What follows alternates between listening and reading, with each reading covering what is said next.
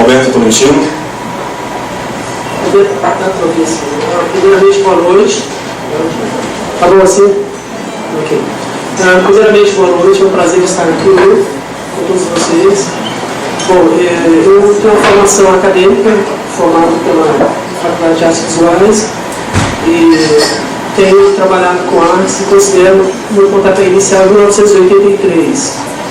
Então, já são quase 30 anos de muita luta, né? E tive a oportunidade de morar e trabalhar com arte na cidade de Rotterdam, na Holanda, de 2003 a 2005. E, enfim, é um prazer estar aqui. Obrigado, querida. Querida Luma. É Lumar, tá? Lumar. É Lumar. Ok. Lumar foi o nome que um grande amigo me deu, que eu adotei como pseudônimo, né? Justo porque é um sufixo do sânscrito e quando usado significa o significado de mãe. Eu achei muito bonito. Bom, a minha história. Eu tenho uma formação autodidata. Eu comecei a trabalhar com arte em 77, trabalhando com papel machê. Eu tenho alguns trabalhos expostos na entrada com papel machê. São 2 retratos. E também uma escultura, que é a Flor Bela, que é uma vaca, tá? E eu trabalhei até 79 com papel machê, eu morava no Rio de Janeiro, e desenvolvi algumas peças para o Antônio Bernardo, o joalheiro, colocaram aqui, porque eram pequenos birros, eram todos pequenos, então ele gostava muito de usar na vitrine dele. Em paralelo a isso, eu comecei a trabalhar com moda, como estilista, e desenvolvi figurinos para Globo. Agora encerrei minha carreira de moda e retomei meu trabalho artístico com escultura e telas, em óleo e acrílico também. Resumidamente, é isso. Obrigado, querida. Lumar. Obrigado. Boa tarde, eu acho que ainda é tarde lá fora, não sei se já é noite, então boa tarde para quem é de tarde, boa noite para quem é de noite. Eu tenho trabalhado basicamente com arte tecnológica, arte e tecnologia, sou professor aqui da Faculdade de Artes Visuais da UFG e tenho tentado investigar algumas questões de arte e cultura visual no que diz respeito à minha área de pesquisa. A minha formação é um pouco enviesada na área de letras, de artes, de gestão universitária, comunicação, enfim, eu pego um pouco de cada coisa na tentativa de discutir alguns aspectos que me interessam no que diz respeito à imagem e tecnologia. Obrigado. Estão todos bem? Podemos começar? Bom, para iniciar a nossa conversa de hoje, eu começo com essa pergunta inaugural: o que é cultura visual? A pergunta parece simples, mas imagens sempre existiram todos os tempos. Não há novidades desde que abrimos os olhos ao acordar ou quando criança, e desde a história da humanidade, quando começamos a reconhecer a diferença da linha limítrofe que separa uma árvore do seu entorno e dizer: esse contorno em torno é um conceito de árvore, e o desenho que tem outro entorno é outra imagem, e em cada imagem é um conceito. Para então separarmos onde é que começa, por exemplo, uma obra de arte, seriam as bordas limítrofes desse quadro, ou a imagem já começa antes com uma cultura que capacita o olhar para então reconhecer a obra de arte nesse quadro? Onde começa a cultura visual? A palavra cultura, ela nos parece natural, mas não é. Ela foi criada da agricultura para a noção de espírito. No século XVIII, uma palavra originalmente nascida no alemão, transfigurando essa imagem da semente que se planta e se cultiva na terra para então dar frutos. Frutos que alimentariam o propósito pelo qual nós cultivaríamos. E falar em cultura visual, se sempre houve imagens, a questão é: que sementes estamos plantando em nossa época e o que estamos colhendo em termos de imagens? O que vocês acham disso? cremar? Vamos então. Algumas respostas primeiramente formais, depois a gente tenta relaxar um pouco e chegar em um plano mais compreensível. Nós teríamos mais de 170 definições para o termo cultura, e como você já observa, essa noção de cultivo.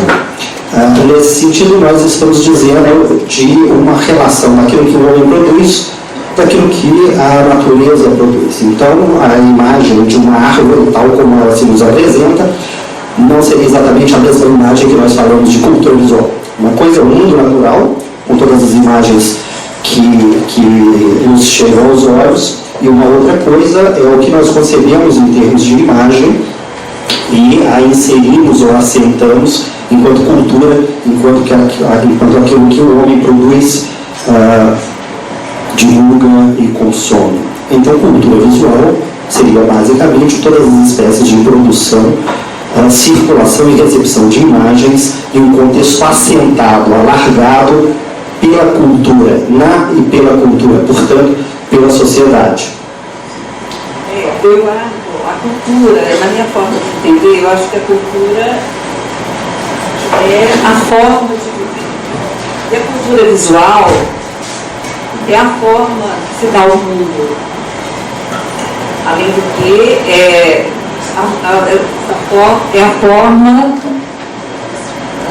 a forma que nós olhamos o nosso planeta, a cultura visual. Meu entender é isso. Eu não lido muito bem o microfone, vocês me desculpem. Quando o Marcel Duchamp pegou o urinol, quando ele pegou uma peça sanitária de banheiro e levou para o museu dizendo isso é obra de arte, ele estava assim, relançando um novo olhar sobre as coisas. Se nós olharmos uma caneca dessa, ela tem uma função enquanto objeto, mas ela tem uma função estética também, de estar aqui e de nos permitir um fluir estético. Vamos dizer, bom, é bonita, né, ou feia, né, segundo conceitos internos. Então, quando falamos em cultura visual, necessariamente está implicado também, né, a coisa do educar o olhar. Né? Eu não posso ver beleza em tudo, eu não posso ver beleza em nada.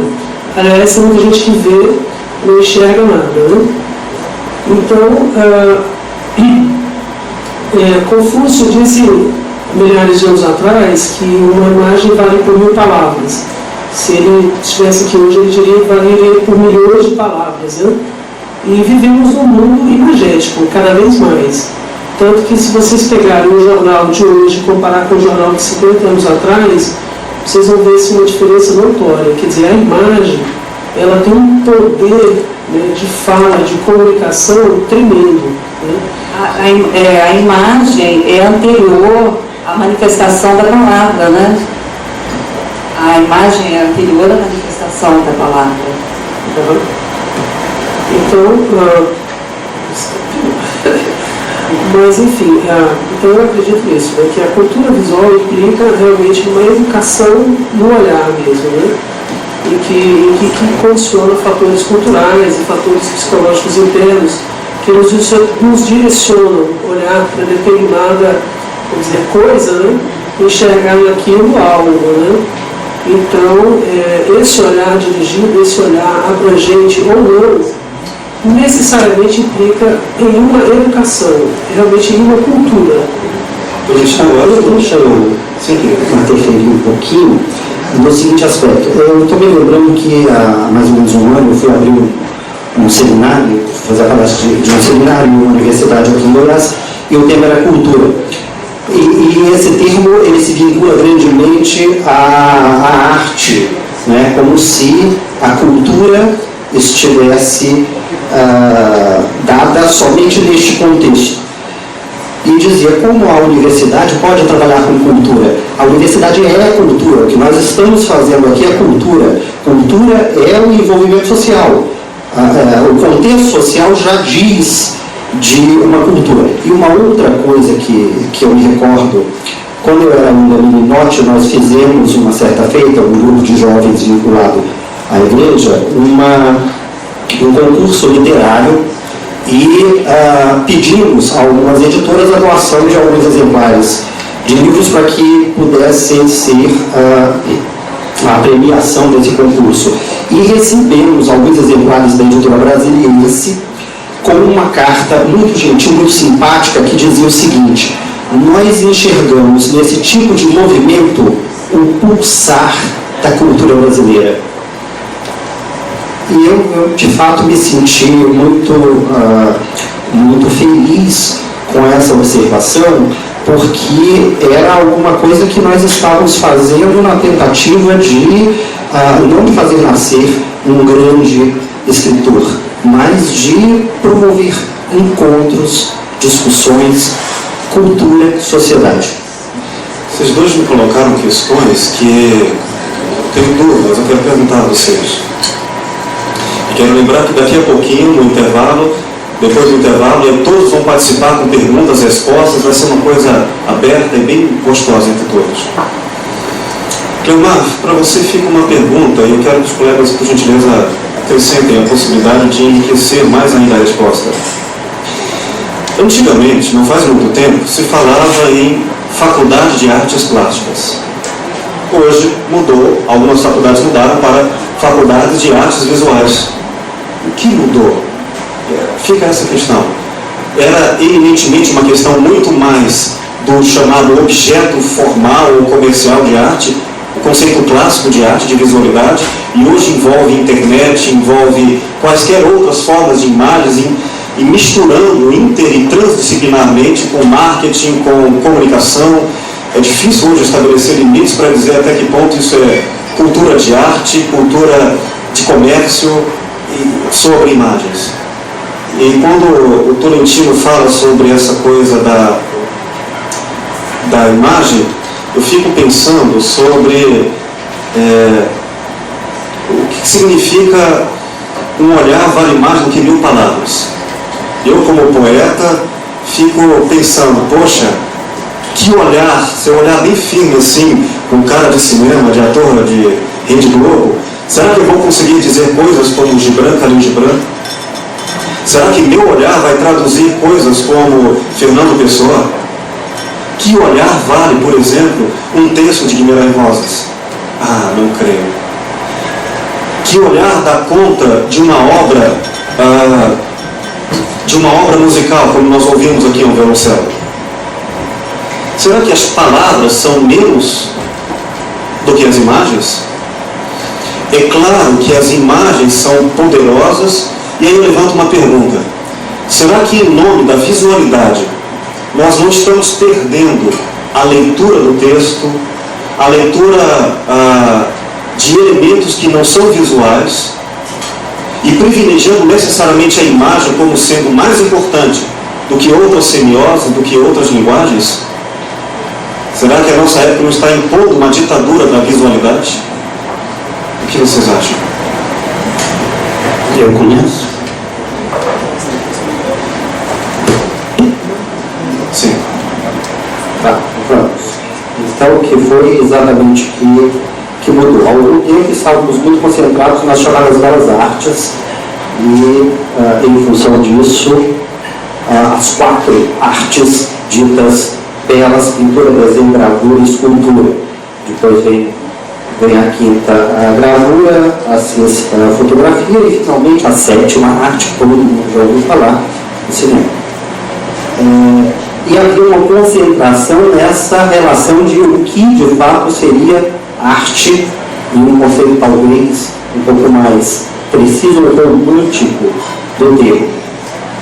Com o advento principalmente do modernismo, nós tivemos um alargamento dessa produção artística com instalações, com uma série de outros elementos que comungam exatamente dessa relação de fazer arte ou de expressão artística.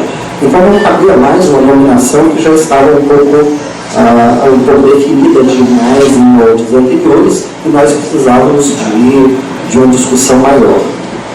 Nós tínhamos, inclusive, na implantação da ANPAP, a Associação Nacional de Pesquisadores em Artes Plásticas, essa discussão na tentativa de tentar revestir para a Associação Nacional de Pesquisadores em Artes Visuais, que é esse alargamento do termo.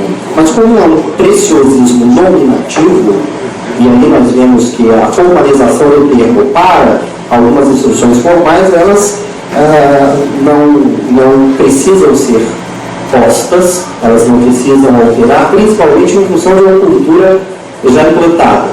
Então há esse alargamento de abrangência, sim, em relação a artes visuais e artes plásticas, dentro dessas expertises de fazer arte. Mas eu reitero aquela fala anterior de que a cultura visual ela é mais ampla que a arte, que as artes visuais, e que abarcando, sim, toda e qualquer produção, circulação e recepção de imagens em um determinado contexto. Aí entra a propaganda, entra o design, entra a produção infantil, a produção popular, enfim, todas essas nominações que ampliam esse universo de interesse de pesquisa e não necessariamente fixam ou limitam a expressão artística. Mas esse preciosismo de definição de conceitos que trazem nomes, trazem títulos, trazem etiquetas e, por que não dizer, salários, isso aí é consenso hoje nas universidades e na busca das nominações, ou ainda é uma luta para se redefinir conceitos, imagens a respeito? Não vejo isso como um ponto de debate entre as universidades. Claro que há, por um exemplo, uma escola de belas artes que tem 120 anos, ela não vai alterar o seu nome em função de um curso. Já os cursos, eles têm um balizamento dado pela estrutura do Ministério da Educação. Então a nominação é altamente discutida entre as universidades. Nós temos alguns mecanismos de aferição de nominações. Existia há algum tempo uma nominação muito extensa, o que o MEC tentou enxugar essa nominação, esses termos, para que houvesse a possibilidade de trânsito dos estudantes nas várias escolas, já que, por exemplo, na área de tecnologia nós tínhamos, se não me falha a memória, um pouco mais de 30 nominações para um curso cujo perfil profissionográfico era similar. Então o MEC disse, olha, acabou essa bagunça, vamos botar um nome só, e aí a gente possibilita que as pessoas se entendam, inclusive o mercado como absorve esse profissional. Na área das artes, a mesmíssima coisa. Nós tivemos um enxugamento e um tratamento com nominações um pouco mais condizentes com perfis e emissão de certificações específicas. Então, em um contexto de tradição, nós continuamos com artes plásticas. Eu fiz artes plásticas na segunda graduação, foi artes plásticas com habilitação em pintura na Universidade de Brasília, a UNB. E na época, não faz muito tempo, porque eu sou novinho, era comum, a ideia era artes plásticas, a gente queria ser artista, enfim. Agora, temos artes visuais e eu particularmente defendo que a certificação de diploma emitido por uma universidade não seja exatamente de artista, porque artista, quem define a sociedade, a cultura. O que nós formamos são bacharéis, são licenciados em artes visuais, que podem ser artistas e certamente não dependerão nunca de um certificado para serem considerados como tal. E aí, Florentino, Luma, um olhar vale mais do que 1000 palavras? Bom, quando falou assim, perspectivas da imagem no século XXI, pensei assim, nossa, compliquei, né? Porque já foi difícil engolir o século XX, né? Se é que alguém engoliu isso, né? Porque, assim, principalmente em termos de arte, né? Quando a gente fala arte no século XX, a gente fala uma tremenda ruptura com o passado. E são vários séculos de cultura visual e de arte, né? Então, o século XX ele vem dar esse mergulho, né? de uma total liberdade, né? E essa questão de nomenclatura de artes, belas artes ou artes com A maiúsculo, ela é pejada de preconceito, né? Tanto quanto o seu oposto, a tão dita e contraditória arte contemporânea, né? que eu prefiro não me fazer incluso dela, né? Então eu prefiro ser pós-contemporâneo. Quero saber por que depois. Isso é complicado. Mas enfim, então, quando a gente falava a belas artes, a gente estava muito ligado ao passado acadêmico, né? Ou academicista.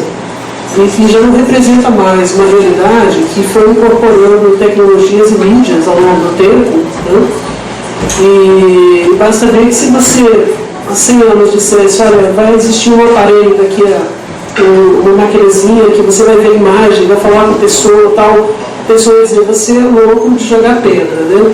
Então, quer dizer, todas essas mídias, né, todas essas tecnologias foram se incorporando naturalmente, né, aos processos artísticos, né, e a mente do artista, né, porque eu não sei se existia um cara que punha bomba no seu corpo e explodia no meio da multidão, né, junto aos seus irmãos, né. Então é inevitável que o artista nos dias de hoje ele vai querer falar também sobre isso, né, e necessariamente ele também não vai falar isso de uma maneira pictórica, né, ele pode falar isso através de outras mídias, né, ou performance, ou instalações, enfim, outras maneiras de se dizer artisticamente ou imageticamente, né. E aí, Luma? Olha, eu acho um pouco relativo essa questão. Acho que tem um contexto muito intenso, porque a palavra, a imagem, ela é, antes da primeira manifestação da palavra, existia a imagem, né? A imagem é muito forte. Você, com uma imagem, você mostra o mundo. A palavra eu acho um pouco mais restrito, de uma profundidade, entendeu? Mas é uma coisa muito interior, né? Tem um valor e uma conotação muito grande. A palavra aliada à imagem tem uma força atômica, vamos dizer assim, entendeu?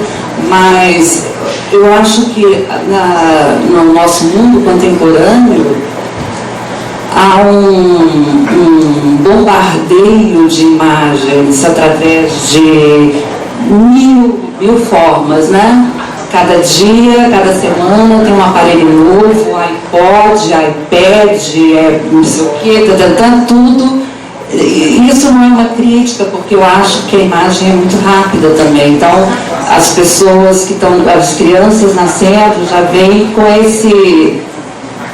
essa, como é que se diz, essa coisinha, um chipzinho já para essa linguagem, porque as crianças já estão prontas para o 4º milênio, e isso é maravilhoso.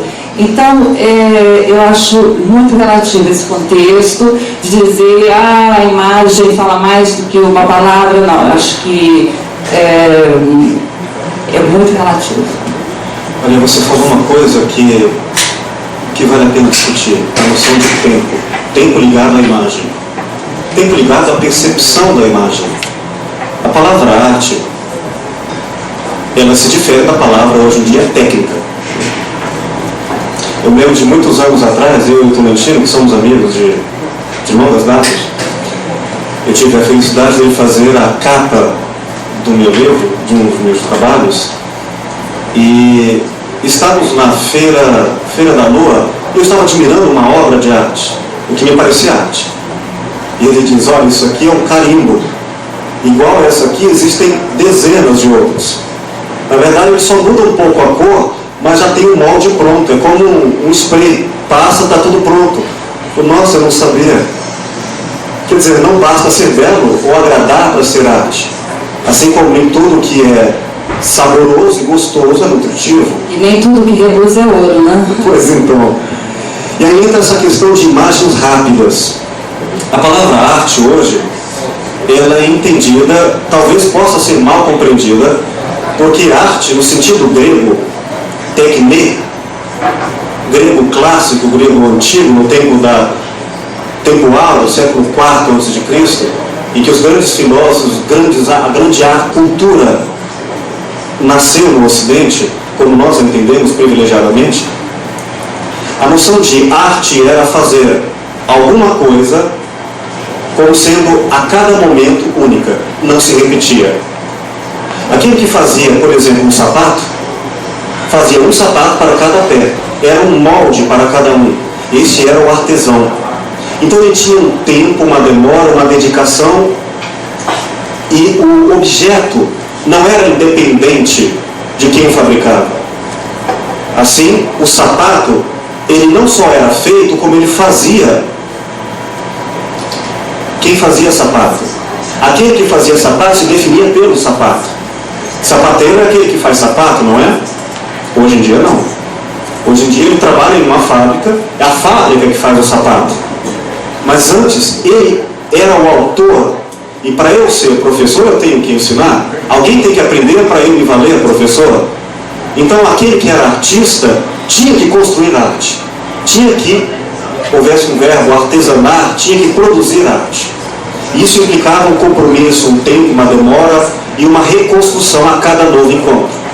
Com a ideia da mudança de arte, no sentido da sabedoria, do compromisso da vivência, para a repetição, a técnica e a inalteração das coisas, elas permanecendo sempre as mesmas, que é o mecanicismo, isso acabou com a arte. Acabou com a verdadeira arte. Então entra essa questão que hoje muitas artes são feitas a partir de tecnologias. E essas tecnologias talvez roubem o tempo, a demora, que nunca pode ser presenteada. Eu posso trazer esse quadro aqui ou aquele e oferecer a alguém, mas eu não posso oferecer o tempo do olhar, que às vezes rapidamente capta com profundidade, porque antes se demorou cultivando o olhar e agora não. Como é que vocês veem isso? Inclusive a fotografia, quando surgiu, foi exorcizada pelos artistas, porque começou a ser usado por, eu não me lembro o nome, por alguém, que as pessoas, nossa, eles quase que lincharam, porque como fazer uma coisa que poderia ter uma cópia? Eles começaram, inclusive, a utilizar a fotografia, revelando em placas de vidro, e depois que eles revelavam, era quebrado, porque tinha que manter aquele status de peça única que era a arte. Agora, esse conceito hoje, na época contemporânea, está totalmente mudado, porque nós temos artistas maravilhosos que fazem trabalhos em cima de fotos de Mona Lisa, fazem brasileiros, inclusive, que estão expondo lá fora e que são trabalhos incríveis em cima de fotografia. Tem vários artistas trabalhando em cima de fotografia. Vic Muniz é um deles, né? Que está em Nova York expondo, tem peças dele na Espanha, ele faz um trabalho belíssimo, já ganhou vários prêmios, ele é excelente fotógrafo, ele começou como fotógrafo e hoje ele faz o trabalho dele a partir de fotos e com coisas inusitadas. Ele fez uma Mona Lisa e colocou ela toda com chocolate em volta, fez a foto, ficou magnífico, maravilhoso. Ele usa comestíveis e tudo inusitado ele usa, quer dizer, ele fez um trabalho de fotos no lixão da Baixada Fluminense, e isso inclusive ele ganhou um prêmio no exterior, que foi fantástico, muito bonito. Deixa eu comentar algumas dessas coisas, e não vou ter a pretensão de comentar todas, mas no que diz respeito a uma imagem, uma das mais que 1000 palavras, eu me lembro de alguns trechos como Argentina, Argentina, Argentina, seus filhos agora retornam nas entranhas dos peixes. Não há imagem que diga isso, principalmente se rememorarmos o contexto em que esses versos foram apresentados da Guerra das Malvinas. Do mesmo modo, ó mar salgado mar, quanto do teu sal são lágrimas de Portugal. Não é imagem que diga isso. Imagem é imagem, texto é texto, são estruturas expressivas distintas, são organizações, são sistemas cívicos distintos, e não há equivalência. Eu acho que Humberto Eco disse isso com muita propriedade em um dos seus livros. Toronico Teotocopoulos, mais conhecido como El Greco, pintou 120 quadros com a mesma coisa, que era um santo. Maria Elisa, me lembre qual é o santo, que agora Santo Antônio, né? Acho que é o Santo Antônio. não era o Santo Antônio, não, agora eu não me lembro, depois de uma cerveja, São Sebastião, mas enfim, 120. Se ele tivesse um modo de imprimir isso, ele faria essa ideia de elemento único. Isso é uma construção cultural de um período específico, não vem de todos os tempos. Isso vem muito mais a partir do espírito do grande artista plantado no Renascimento. Antes disso não havia sequer a identificação de autoria.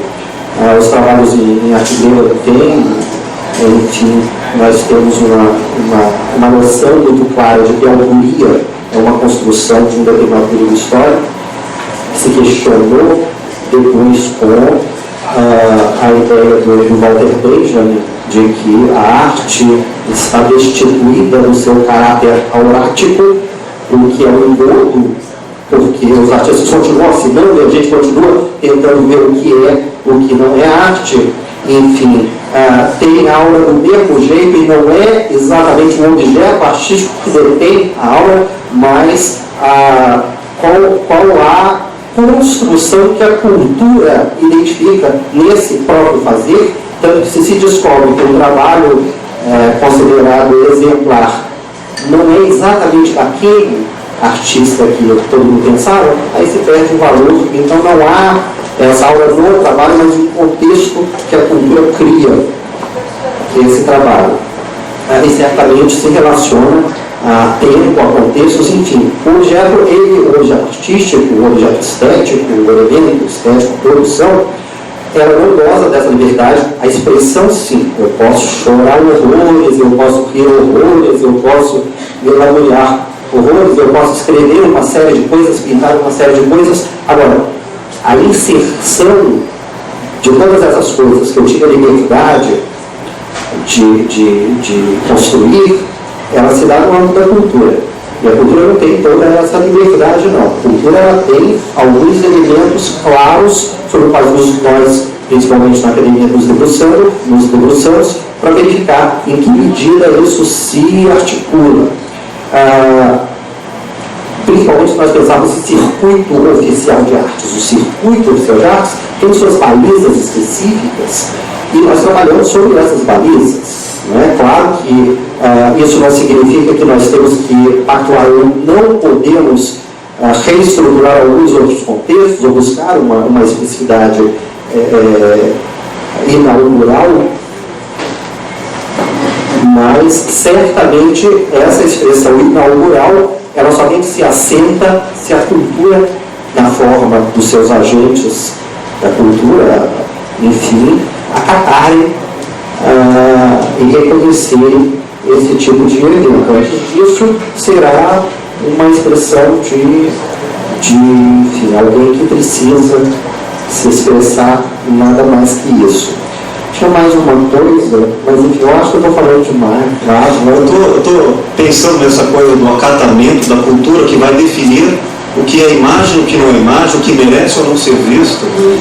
Aí entra Tolentino e eu fiquei curioso. Por que você não quer se colocar declaradamente como um artista dessa era contemporânea? Pós-modernidade é uma coisa complicada.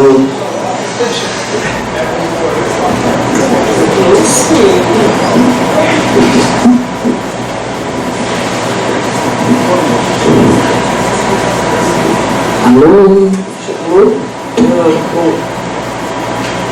Não sei se está na hora de falar de contemporaneidade, não, mas... Não é atual? Não, vamos dizer a questão primeiro do olhar artístico, né? O olhar de quem mexe com arte, né? E, sim, normalmente, quem trabalha com as artes visuais é como uma lente de máquina que está assim, abrindo foco e fechando foco, né? Eu, graças a Deus, não estou vendo o rosto de ninguém com uma luz na minha cara, aqui eu não estou enxergando a cara de ninguém. Isso me deixa uma certa liberdade para ver essa timidez. Mas eu já consegui ver esse espaço aqui em vários detalhes, assim, de detalhes, da madeira, dos corpos, da mesa, e músico, enfim, né? Então, e tudo vira imagem, né? Assim, o colega falou, o professor falou sobre a questão do texto, da imagem. Eu entendo que toda pessoa que lida com artes, né, tudo vira imagem. Qualquer frase, qualquer palavra é um gancho, é uma porta aberta para virar 1000 imagens, né, sei lá quantas, né? E principalmente a música, né? Até onde eu sei, todo artista plástico trabalha com música, mas nem todo músico trabalha com o quadro do lado dele, né? Então, assim, e daí abre espaço para o universo. Né? Então, ele está falando, ele falou das Malvinas, eu vi tanta coisa. No breve falar assim, eu já cheguei em todos os quadros, né? Porque tudo passa muito rápido. Na verdade, na cabeça do artista tem uma biblioteca imagética, ali tem várias imagens que vão se mesclando. Aliás, essa é uma das definições de arte, que é justamente isso, né? Articular, né? Formar novas contextualizações. Né? Agora, quando a gente vai no museu, quando eu fui na cidade da Holanda, que você vê um cara de 1500 expor 35 quadros com o seguinte tema: morangos e aspargos, né? Ele só pintou isso. E eram quadros pequenininhos, mas de uma beleza assim que você fala, cara, que tinta era aquela? Né? Como é que ele tinha a capacidade de pintar só morango e aspargos de uma maneira tão bonita? É óbvio que se esse cara fosse transportado para cá, em 2010, qual seria a visão dele?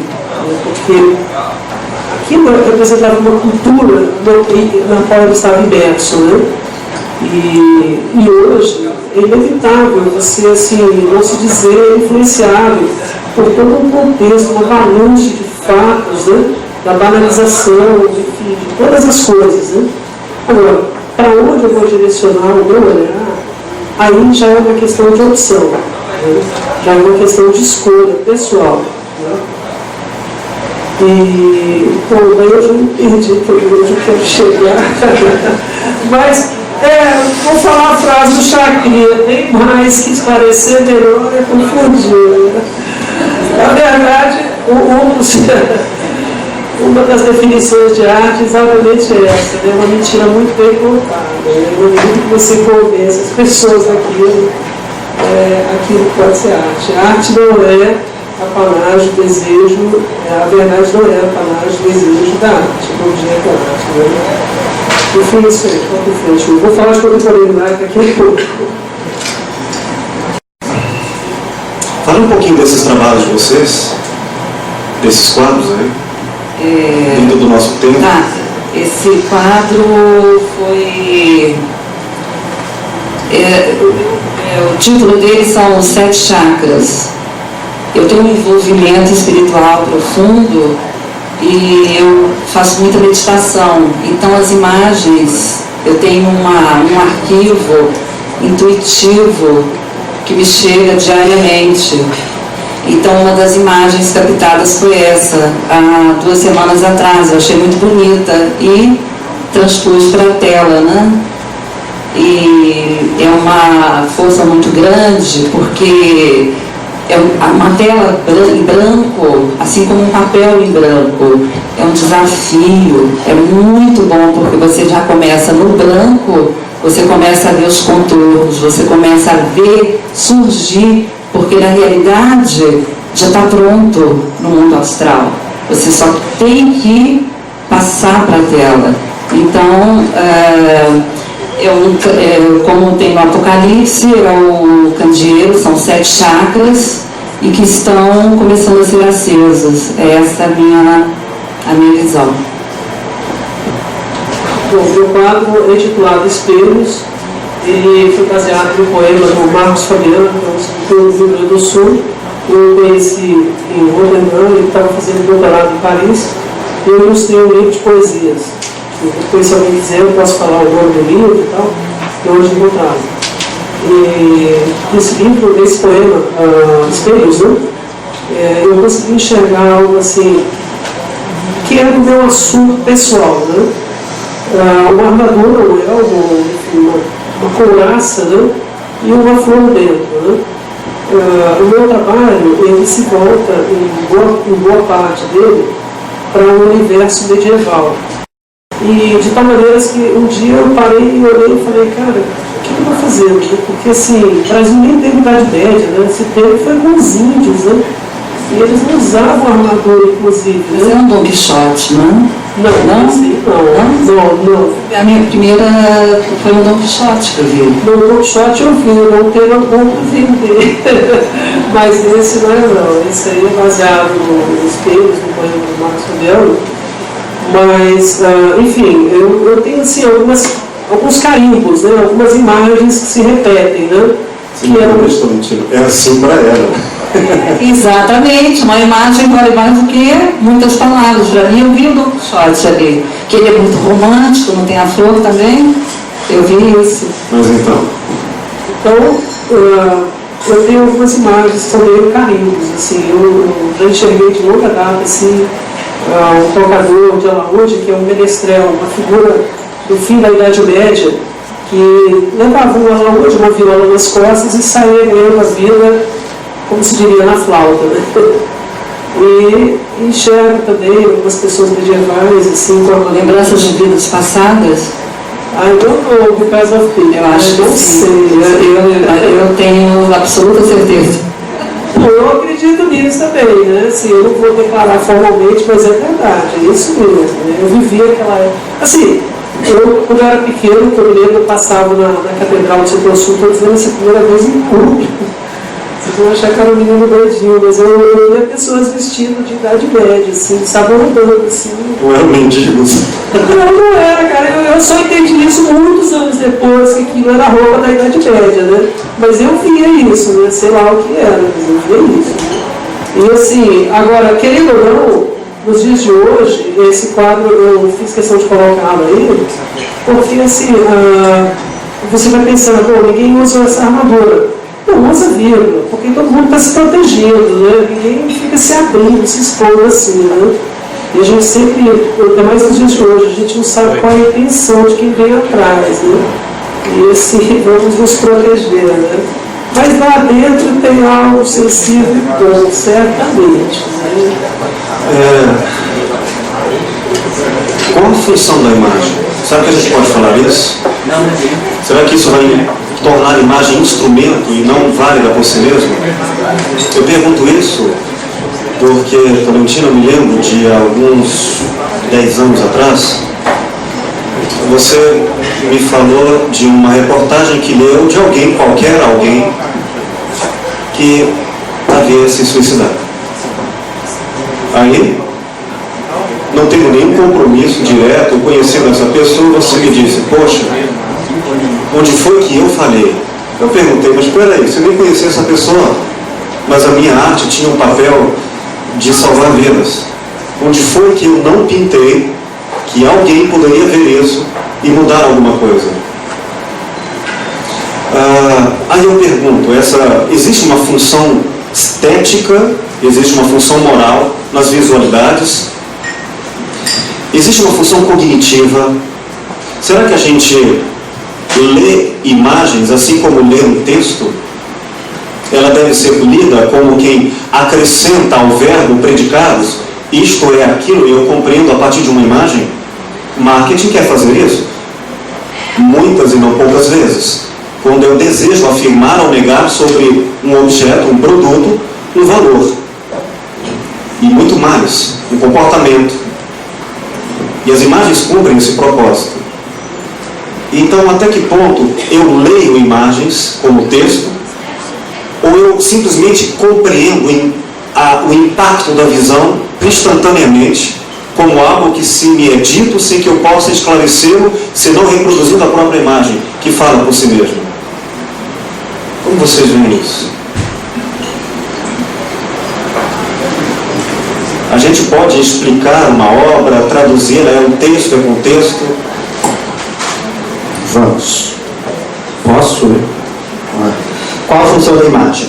A meu ver, não existe uma função. Ela pode exercer uma série de, inclusive, emocionar. E emocionar muito. A primeira vez que eu vi o Rosa Azul, do Renoir, em exibição máxima, faz parte do acervo permanente, eu fiquei 40 minutos, boquiaberto, na frente daquela tela, absolutamente tocado. Claro que, de frente a uma planta do Media Lab, que é a imagem, uma planta arquitetônica, eu não terei o mesmo nível de afetação ou afeto criado em função do trabalho do Renoir. E ela tem uma função específica que é de orientar uma determinada construção. Do mesmo modo que um outro tipo de imagem pode ter uma outra função, enfim, as funções são várias, depende de intencionalidades ou contextos específicos para que ela assuma uma função ou outra, de modo que ela pode ter uma função absolutamente objetiva, como um pictograma de um homem colocado para identificar um sanitário masculino, tem uma função de identificação, não é? E trabalho de arte, que tem caráter ou uma abertura interpretativa muito maior do que um pictograma. Se eu entender o termo ler no contexto de colher sentidos, de construir sentidos, eu leio imagens. Porque eu crio sentidos em um nível interpretativo. Texto, imagem, nós temos sempre as várias possibilidades de imputar sentidos, de ampliar, de ler uma coisa, enxergar outra, interpretar desse modo, interpretar daquele outro modo. Quantos textos eu estou ficando mais na ponta para tentar enxergar as pessoas aqui do lado. Quantas vezes a gente não fica em dúvida com um recadinho simples que a gente recebe, né? Casal de namorado, então, tem problema, ou tem tempo que eu não entendo uma coisa, o outro diz outra, enfim. Esse nível de abertura interpretativa de sentidos, o nível polifônico, ele está vinculado a todas as formas de expressão, seja na linguagem verbal, seja na linguagem visual, e nós temos sim a possibilidade de ler no sentido de estabelecer e fazer sentido. O que não há é um determinado nível de objetividade concreta que diz isso aqui significa isso e pronto. E isso não há nem na linguagem verbal, nem na linguagem visual. Em contexto genérico, claro. Eu acho a imagem com a palavra é uma força tremenda, né? Quando você consegue passar uma imagem com a palavra e tem uma imagem com a palavra, é muito mais forte, só completando, do que você, por exemplo, uma mensagem enviada. Às vezes você não consegue, a palavra escrita restringe um pouco do que a imagem com a palavra, que tem a força da expressão. Entendeu? A força, como eu estou aqui falando, fazendo essa força, você não consegue passar coloquialmente, evidente, né? Alguns poucos conseguem passar através da literatura, que é maravilhoso, que as pessoas captam isso, que é uma coisa muito forte. Então, esse poder do som, da palavra, com a imagem, com a expressão, a expressividade, é uma força muito grande. Tem uma obra do Belitson Dias chamado O I/Mundo, o imundo. Ele coloca uma coisa interessante, ele se interessa pelas imagens que foram recortadas e descartadas, pela intencionalidade. Porque quando nós elaboramos uma arte ou uma imagem que queremos dizer, olhe para cá, eu posso apontar o meu dedo, mas eu não posso obrigar que o olhar salte do meu dedo para onde eu quero que a pessoa veja. Será que eu não posso? Ou será que fazemos isso o tempo todo? Porque nossa cultura visual, ela constrói recortes estéticos, belo, feio, recortes morais, bom e mal. Ela faz recortes conceituais em imagens conceitos imagéticos, dizendo, não olhe para isso, preste atenção nisto. E essa seletividade faz com que, por exemplo, no campo dos gêneros, da sexualidade, por muito tempo se quis, na Capela Sistina tentou-se fazer isso, olha, não veja a sexualidade, faça um recorte, vamos concentrar luz e atenção para outro ponto. E toda essa intencionalidade dirigida fez afastar, construindo invisibilidades na imagem que permanecem ao campo da visão, mas não no campo da percepção. Elas são como que negadas, extraídas do interesse e bloqueadas pela censura. E aí, todo esse lixo, esse dito lixo do imundo, que é administrável, ele também foi cultivado pelo submundo. E aí começaram a surgir outras culturas dessas imagens recortadas.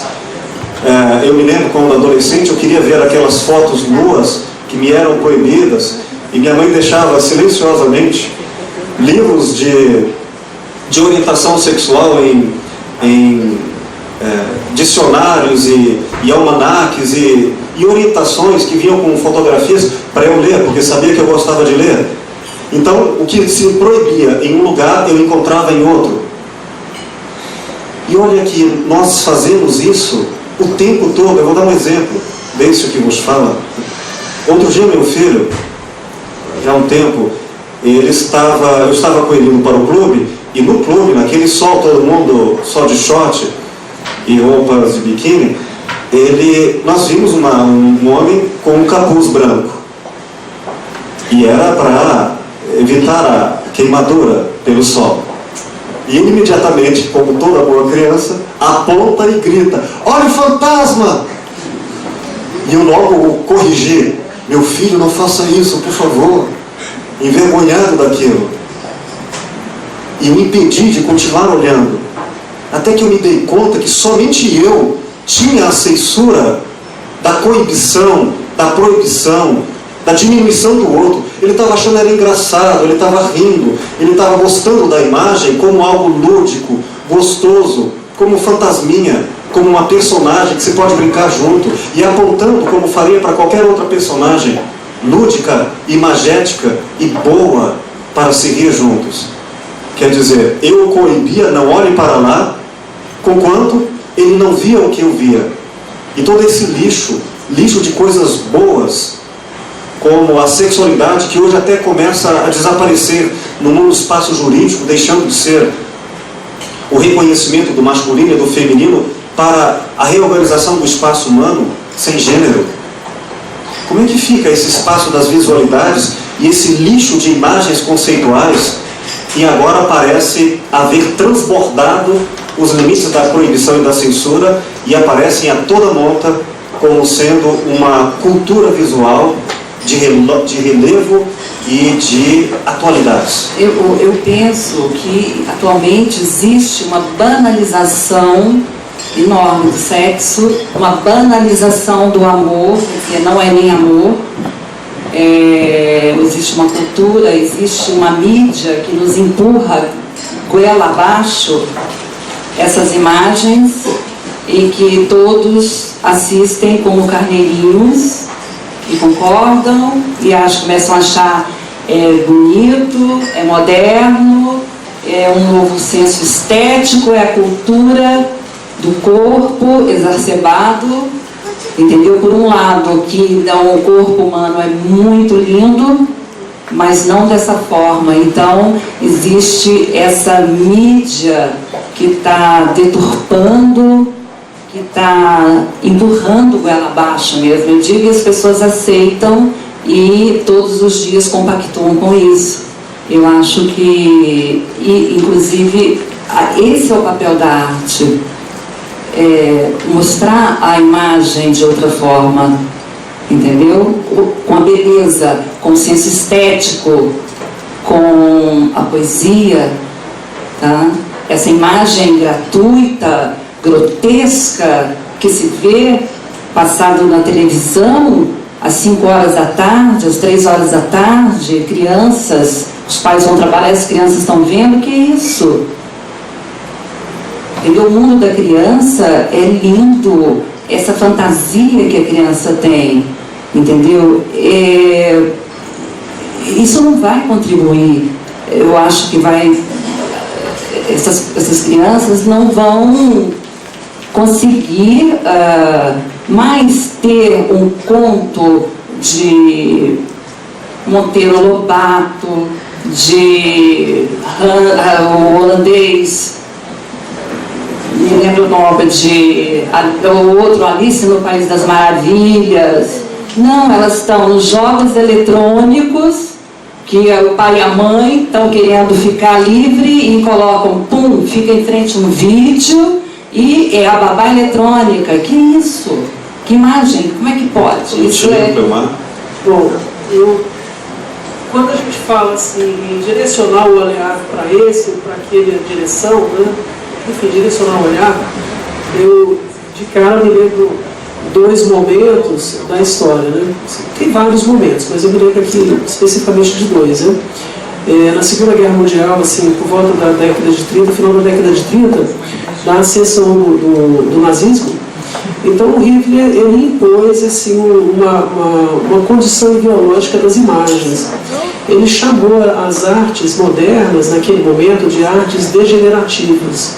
E começou a caça às bruxas, né? Então os artistas eram perseguidos, a escola Bauhaus de formação de arte moderna, de direção do olhar, enfim, das artes modernas, foi fechado, vários artistas sumiram de lá enquanto tinha tempo, né?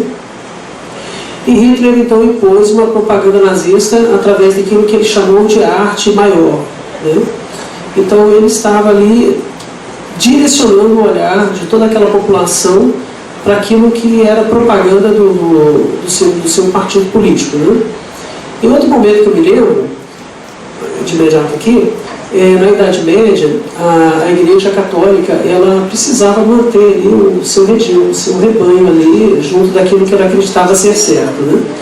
Então, as igrejas góticas, elas tinham todas um contexto de imagens a respeito de passagens bíblicas. Até porque o povo não sabia ler, em sua grande maioria, em sua grande massa, eles não sabiam ler e nem tinham acesso à Bíblia, né?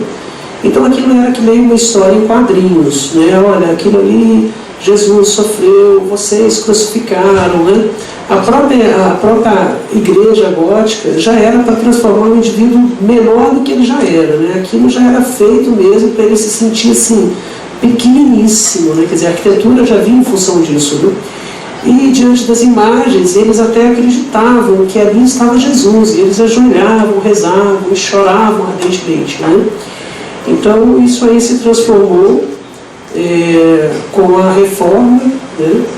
E com a contra-reforma da Igreja Católica houve um redirecionamento da questão das imagens, né? E da sua utilização, né? Mas enfim, sempre há, acredito em vocês, né? Um olhar assim de alguém manipulando o olhar de vocês, né? De todos nós, vamos dizer assim, né? Principalmente dos recursos de mídia, né? E de marketing, porque marketing é produto de venda, né? Então quando a gente fala assim, fulano gosta de música sertaneja, ele não tem cultura. Não é verdade, ele tem uma cultura da música sertaneja, né? Que é uma cultura de massa que é imposta por uma mídia que quer vender CDs, né? Assim também como outros produtos, né? Então é um olhar, é um gosto dirigido. Então tudo, não pensem em vocês que é fortuito, não, tudo é direcionado mesmo, e as imagens também são manipuladas para um fim social, político ou econômico, né?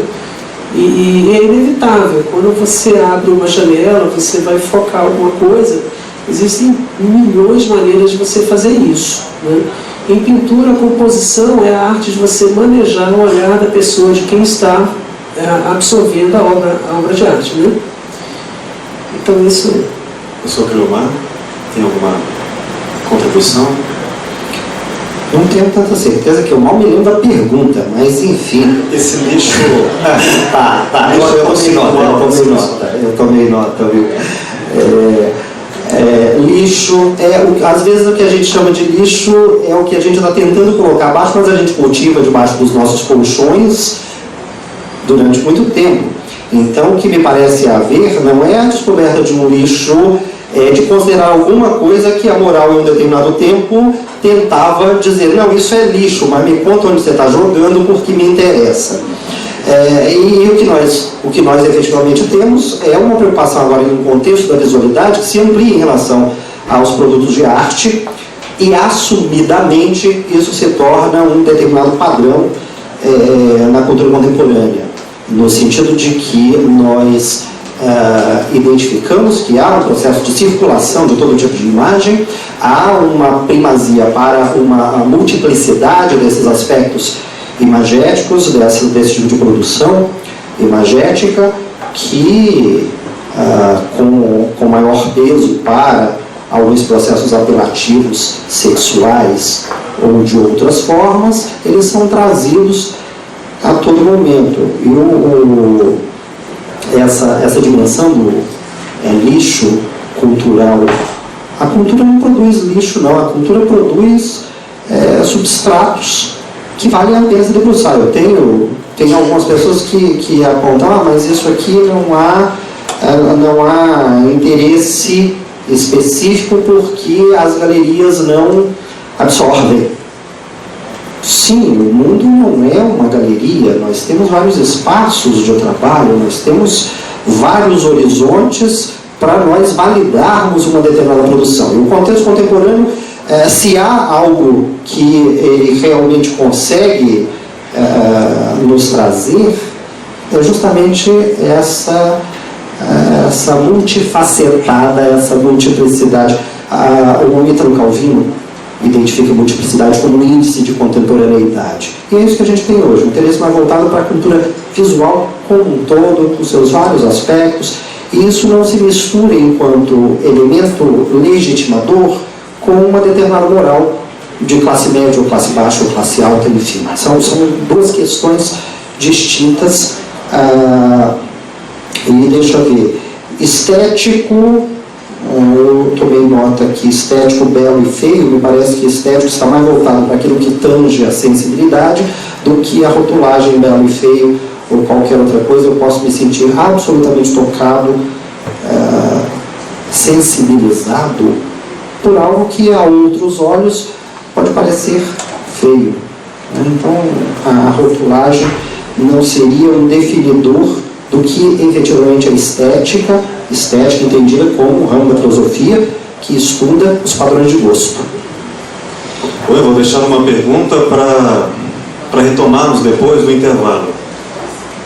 E eu concordo com você, é impossível discordar. No tempo das diversidades, em que tudo é válido para ser escutado, para ser visto, para ser dialogado, como é que a gente pode definir, então, o que é do que não é arte? Até que ponto uma imagem passa a se tornar arte e não ser arte? Até que ponto eu vou dizer, olha, que bela arte, como o marceneiro talvez dizia, esse aparato aqui que sustenta o quadro e não o quadro. Então, como eu posso dizer isso? Se não temos mais, e como o Benilson apresenta, esses filtros devem ser questionados para permitirmos a diversidade e a alteridade. Não sabemos mais quem é alto e quem é baixo até que nos encontremos. E na pluralidade não há um parâmetro oficial. Tudo é válido. Não há mais o lixo e o não lixo, desde que as coisas se apresentem. Então elas se apresentam sobre algum critério. E eu preciso dizer qual é. Ou então tudo se mistura. Porque não há uma confusão. Precisamos saber onde termina uma coisa e começa a outra. Quando começa a arte e quando é só a imagem. A gente vai para o intervalo agora e a gente volta depois com perguntas e respostas, a participação de todos, com o microfone aberto a vocês. Obrigado e até daqui a pouco.